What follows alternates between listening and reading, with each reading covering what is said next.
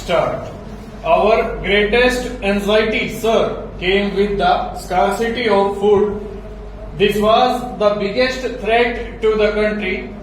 For months together, the nation tightened its belt.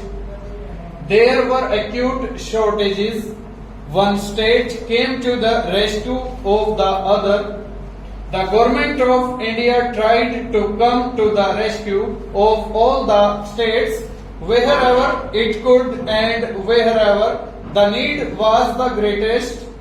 The position was fortunately eased considerably now, and we expect that the future holds promise of one of our best crops. A long-term policy has been adopted. The Agricultural Prices Commission and the Food Corporation have been set up, and these will be able to help in the stabilization of prices, ensuring proper marketing conditions and building up of stocks. It is, however, an unfortunate fact, sir, that anti-social trends in the trading community have been present throughout this crisis. Government must therefore continue to remain vigilant, and buffer stocks must be built up so that long-term stability in agricultural prices may be achieved.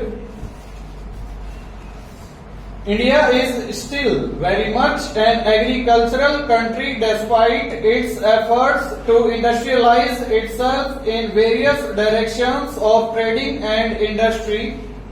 In order to fully develop agriculture itself, a great deal has to be done.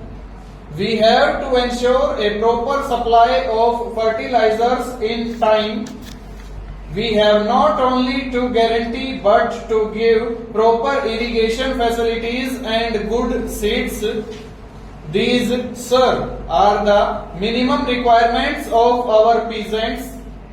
Actually, we have also to prepare our peasants and to educate them and to persuade them to accept new methods of agriculture.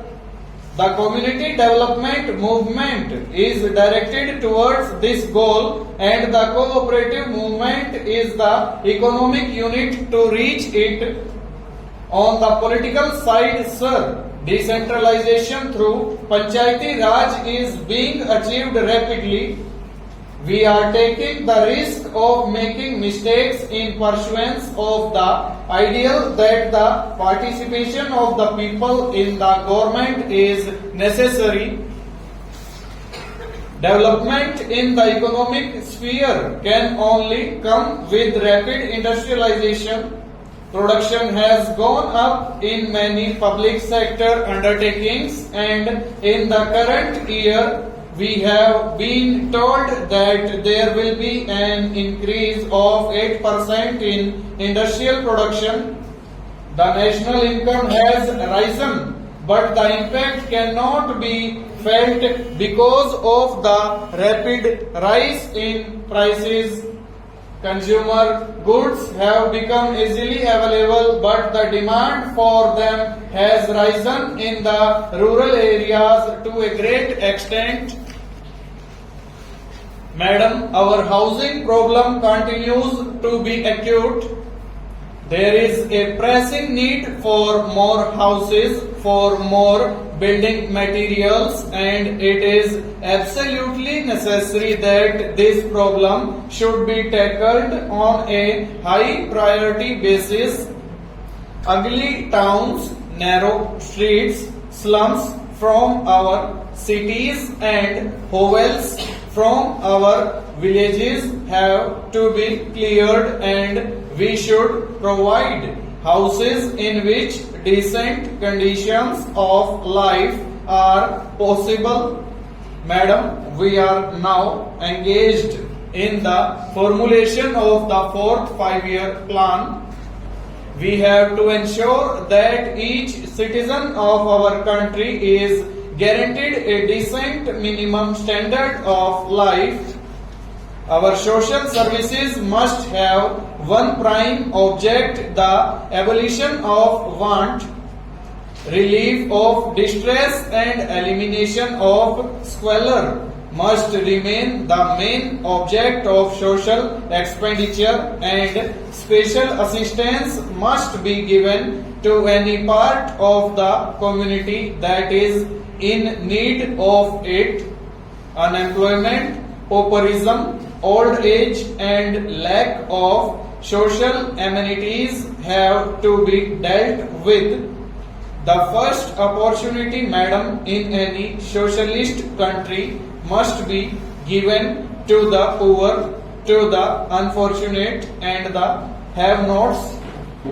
The community should be asked to give a helping hand in this great task of reconstruction, but in a country as backward and poor as ours, it is necessary for the government to provide the basic amenities that will raise the general status and standard of life.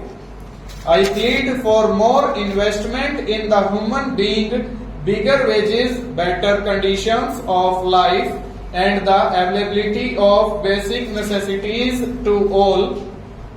It is only when these are available that we can expect a better response from the people.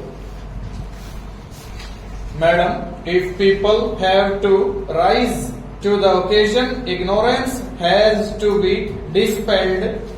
The pattern of education has to be finalized, and a thorough overhaul of the whole of our educational system has to be made. We have been told that an education commission has already been appointed, and we know that it is carrying on its work. I merely wish to point out that we can ill afford to lose time, and early steps should be taken to start this great reform.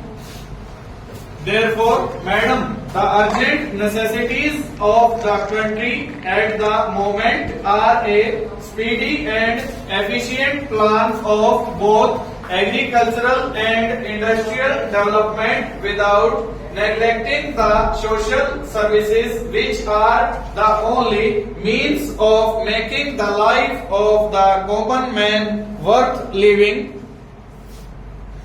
In the industrial sector, it is realized that the time has come for a fresh momentum. Various measures for this have been taken. Again, government has announced concessions for unaccounted and undisclosed money, provided it is voluntarily surrendered, and we have been given a revised structure of taxes.